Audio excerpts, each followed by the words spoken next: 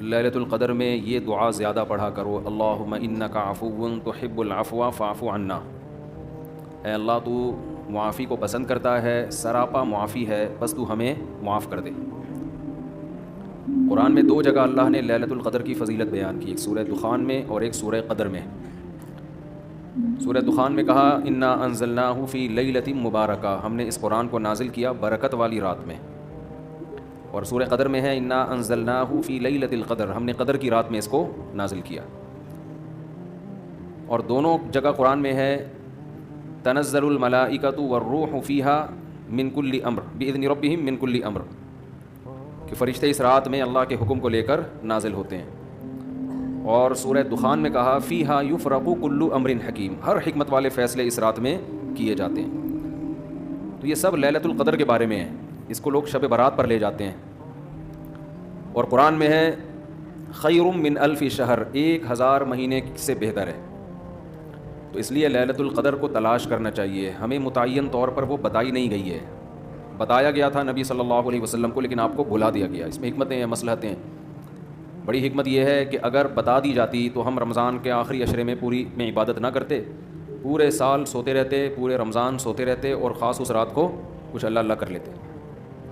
اور یہ بھی خطرہ تھا بتا دی جاتی تو اس میں گناہ کا عذاب بھی 1000 گنا، سینکڑوں گنا بڑھ جاتا، پھر حجت تمام ہو جاتی، پھر کوئی گناہ گار یہ نہیں کہہ سکتا تھا کہ بھائی مجھے کیا پتا تھا آج لیلۃ القدر ہے، بڑا عذاب آ سکتا تھا اللہ کا، کوئی اس رات میں گناہ کرتا۔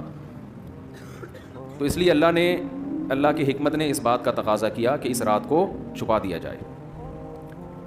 اب امکانات ہیں، پہلی بات تو رمضان میں ہوگی، اتنی بات تو تقریباً یقینی ہے۔ دوسری بات رمضان کے آخری عشرے میں ہوگی، یہ بھی تقریباً یقینی ہے۔ اب آخری عشرے میں پھر ہمیں یقینی نہیں بتایا کون سی رات، یہ بتا دیا گیا کہ طاق راتوں میں، ان راتوں میں امکان زیادہ ہے، اور بعض حضرات کے نزدیک 27ویں میں امکان اور بھی زیادہ ہے، بعض حضرات کا موقف ہے، لیکن یقینی بات نہیں ہے۔ تو طاق راتوں میں یعنی کوشش تو کریں رمضان کے آخری عشرے میں عبادت کریں، ورنہ کم سے کم آخری درجہ کیا ہے کہ رمضان کی طاق راتوں میں خود بھی نماز، تلاوت اور دعا میں دل لگائیں، اور اپنے گھر والوں کو بھی نمازوں اور تلاوت میں لگائیں، دعاؤں کو، بچوں کو بھی لگائیں، اٹھایا کریں رات کو جا کے کہ بیٹا اٹھو، تھوڑا اللہ اللہ کر لو، نماز پڑھ لو، کچھ اللہ سے دعائیں مانگ لو۔ دعا کو بہت فوکس کرنا چاہیے، آج کل دعاؤں کو چھوڑ دیا بالکل، حالانکہ سب سے بڑی عبادت ہی دعا ہے۔ دعا میں اللہ اور بندے کا جو کنیکشن ہوتا ہے نا، وہ نماز میں بھی نہیں بنتا، وہ تلاوت میں بھی نہیں بنتا، وہ جو تعلق بنتا ہے نا اللہ اور بندے کا دعا میں، وہ کسی عبادت میں نہیں بنتا۔ تلاوت کا مطلب تو یہ کہ اللہ آپ سے کیا کہہ رہا ہے وہ سن لیں آپ، اس میں تو یہ فائدہ ہوتا ہے، لیکن دعا میں تو آپ اللہ سے تعلق بڑھاتے ہیں نا، آپ اللہ سے مانگتے ہیں۔ تو اس لیے ان راتوں میں خوب گڑ گڑا کے لمبی لمبی دعائیں مانگنے کا معمول بنائیں۔ اعتکاف والے ساتھی بھی بیٹھ جائے کریں اکیلے میں، کہیں کچھ کر لیں، اللہ اللہ سب کچھ مانگ لیں، یہ سوچ کر کہ جو مانگیں گے اللہ ہمیں وہ دے گا۔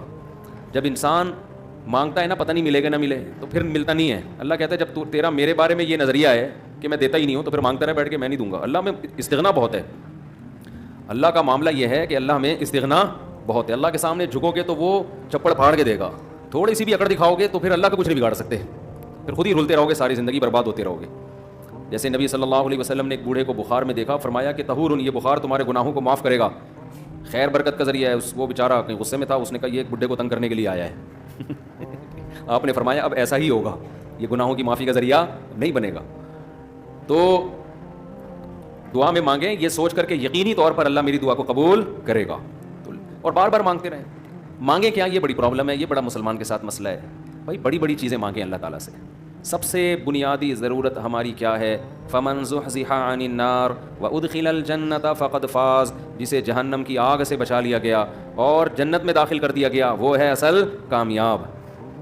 تو یہ مانگو اللہ تعالیٰ سے، اے اللہ مجھے جنت مانگنے کا مطلب پتہ ہے کیا ہوتا ہے؟ یہ نہیں ہوتا کہ میں انہی بدماشیوں میں رہوں لیکن آخرت میں مجھے معاف کر کے جنت میں داخل کر دینا، یہ قطعاً مطلب نہیں ہے۔ جنت مانگنے کا مطلب یہ ہے کہ اللہ وہ کاموں کی توفیق دے دے جن کی وجہ سے جنت ملتی ہے۔ یہ تو بہت کفر ہے ایک طرح کا کہ میں رہوں ایسے ہی، اور یہ تو گویا اللہ کی آیات کا مذاق اڑانے والی بات ہوگی۔ تو ہدایت مانگے، ہدایت، سیدھا راستہ، ایسا راستہ کہ جس پہ چل کے کیا ملتی ہے؟ جنت، اس راستے پہ چلا دے، یہ سب سے زیادہ مانگا کریں۔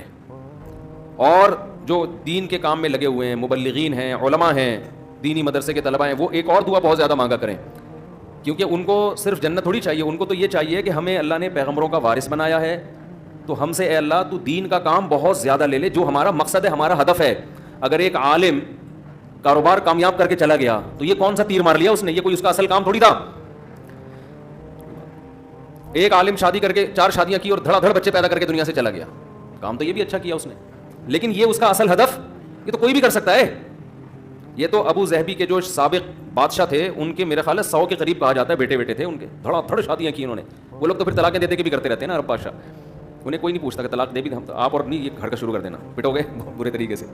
ویسے بھی شریعت میں پسندیدہ کام نہیں ہے طلاق دینا, لیکن عرب لوگوں کے پاس پیسہ بہت ہے, وہ بھائی ایک بیوی کو طلاق دی, بھائی بنگلہ دے دیا, وہ خوش ہوتی ہے, چل بھائی بنگلہ ملا, پھر ایک اور شادی کی, تو ان کے ہو جاتے ہیں 100.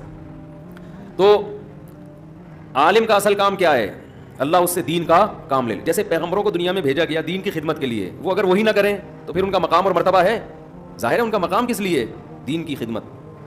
تو جو دینی مدرسوں کے طلباء ہیں, علماء ہیں, ان کا تو یہ فرض ہے کہ اتنا مانگے اللہ سے کہ اللہ ہماری صلاحیتیں ضائع نہ ہوں, تو ہم سے دین کا بہت زیادہ کام لے لے. ایک عامی آدمی بھی یہ دعا مانگ سکتا ہے, لیکن طلباء اور علماء کے لیے اس کی اہمیت زیادہ ہے. تو اس میں ہمارے حضرت یہ دعا بتایا کرتے تھے, اے اللہ اخلاص کے ساتھ کام لے لے دین کا, کیونکہ دین کے کام میں بہت دفعہ ریاکاری آتی ہے.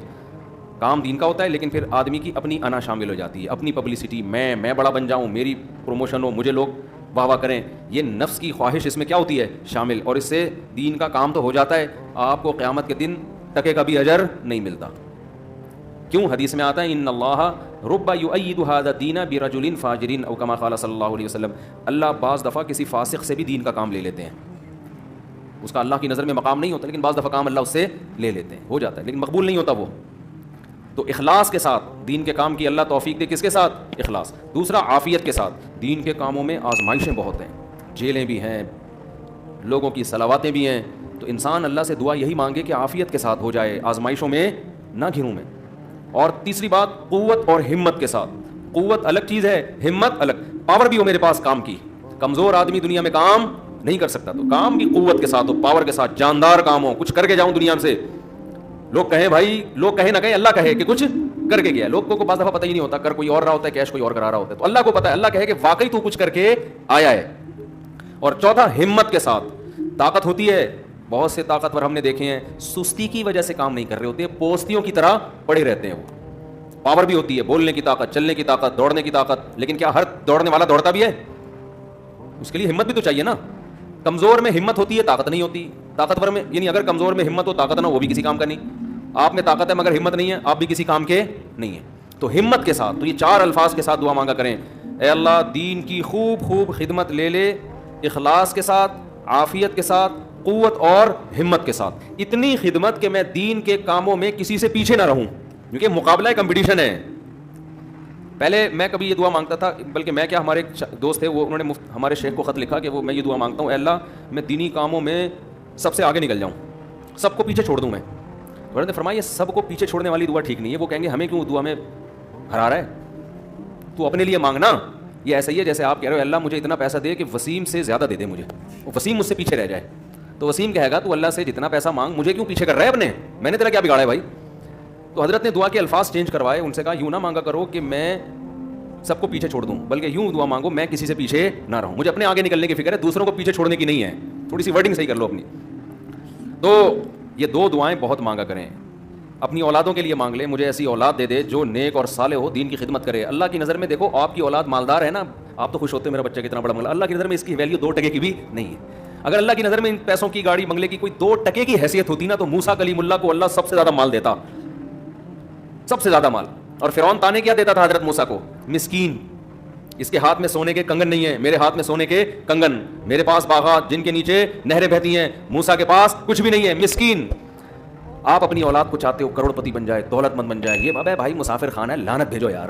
بن جائے تو ٹھیک ہے, میں نہیں کہہ رہا ان کو غریب لاوارث چھوڑ کے جاؤ, فوکس کس کو کرو بھائی, نیک بن جائے, دیندار بن جائے, پرہیزگار بن جائے. اگر پرہیزگار بن گئی نا, اللہ پہ اعتماد اور تعلق ہو گیا, سوکھے ٹکڑوں میں بھی آپ کی اولاد خوش رہے گی. اور اگر پرہیزگار نہیں بنی تو میں نے کروڑ پتی باپ کو دیکھا ہے جس نے کروڑوں روپے کی جائیدادیں بچوں کے لیے تیار کی, اور وہی بچے باپ کو صبح شام ٹینشن بھی دے رہے ہیں اور خود بھی ڈپریشن کی گولیاں کھا رہے ہیں, وہ دین نہ ہونے کی وجہ سے. تو لیلۃ القدر میں کیا دعائیں مانگنی ہے؟ 2 دعاؤں کو فوکس زیادہ کرنا ہے. ایک ہدایت اپنے لیے بھی, اپنے ماں باپ کے لیے, بیوی اور بچوں کے لیے, اپنے بہن بھائیوں کے لیے, اور ان کے ازواج اور ان کی اولاد, یہ آپ کا فیملی کیا ہو گئی, کمپلیٹ. یوں دعا مانگے, اے اللہ عافیت والی زندگی دے, سیدھے راستے پہ چلا دے. مجھے, میرے والدین کو, والدین میں باپ دادا سب آ گئے, نانا نانی سب آ گئے, میرے والدین کو, میرے بیوی بچوں کو, میرے بہن بھائیوں, ان کی ازواج اور ان کی اولاد کو. ازواج میں شوہر اور بیوی دونوں آ گئے ہیں, تو یہ آپ کی فیملی کیا ہو گئی؟ کمپلیٹ. تو یہ سب کے لیے دعا کر دی. تو چند دعائیں, اب موضوع چل پڑا ہے تو میں بتا دیتا ہوں جو مانگنی چاہیے, کیونکہ ہمارے یہاں دعا ہی نہیں, عجیب سی طریقے سے دعائیں مانگی جا رہی ہوتی ہیں. چند دعائیں بہت ضروری ہیں جو ان لیلۃ القدر میں آپ نے کثرت سے مانگنی ہے. ایک دعا سب سے پہلے میں نے بتایا کیا مانگنی ہے؟ ہدایت. بلکہ اس سے بھی پہلے اپنے گناہوں کی مغفرت, کیونکہ گناہ دعا کی قبولیت میں آڑ بنتے ہیں. اللہ کہتے ہیں تو میری تو کچھ بھی نہیں مانتا اور اپنی مجھ سے منوا رہا ہے, میں جب تجھے آزمائش میں ڈالتا ہوں تو کچھ بھی نہیں کرتا.